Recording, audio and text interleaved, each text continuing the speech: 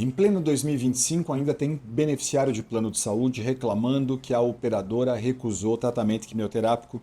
Isso é das coisas mais absurdas que a gente pode imaginar e eu quero jogar uma luz aqui a respeito disso.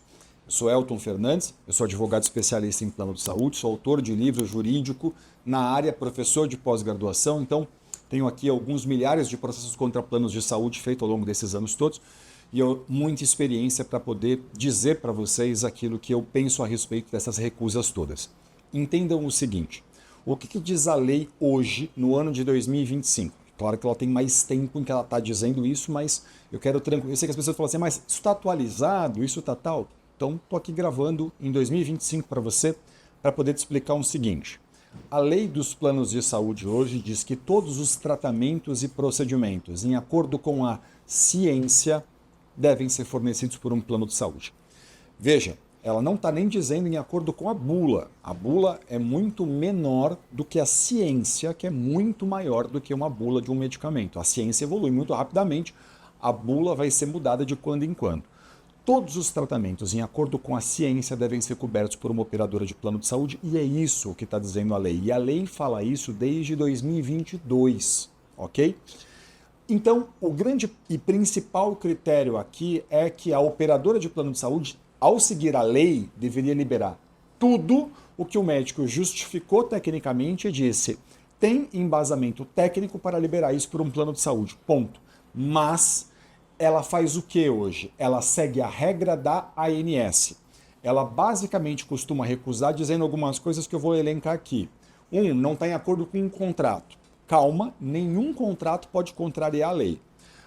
O seu plano não tem cobertura. Pera, seu plano de saúde tem cobertura na segmentação hospitalar, para dar uma só segmentação. Seu plano de saúde cobre internação? Cobre. Então calma, porque ele tem que fazer a cobertura de medicamentos ambulatoriais ou até de medicamentos de uso oral, por exemplo, um paciente com câncer. Então assim, está errado o que a operadora de plano de saúde está falando para você. Não, o seu caso é off-label, né? Tá fora da bula. Não. A operadora de plano de saúde está obrigada a cobrir tratamentos em acordo com a ciência, que é maior do que a bula. Não, ela está dizendo para mim que o meu caso, no final de contas, é experimental. Eu perguntaria, por que seu médico fez uma recomendação experimental? Será que seu médico não tem experiência?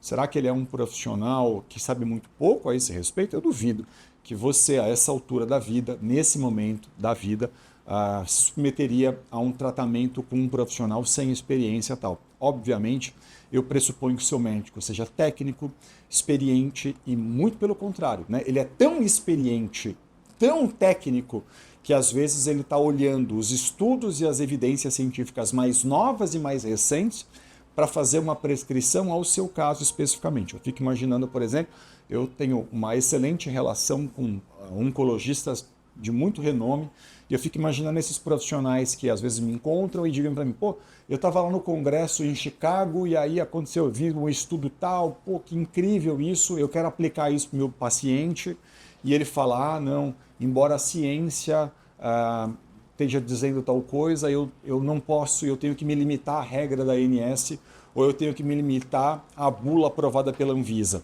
Não é nada disso. O médico se pauta pela ciência. E estando o tratamento em acordo com a ciência, diz a lei que a operadora deverá fazer a autorização disso.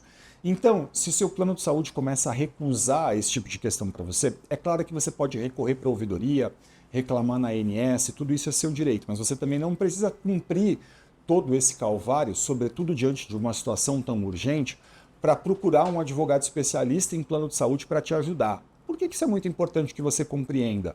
Porque hoje é possível que você converse com um advogado e aí, como a ação judicial, mesmo que você tenha que mover um processo, a ação é inteiramente eletrônica em todo o país.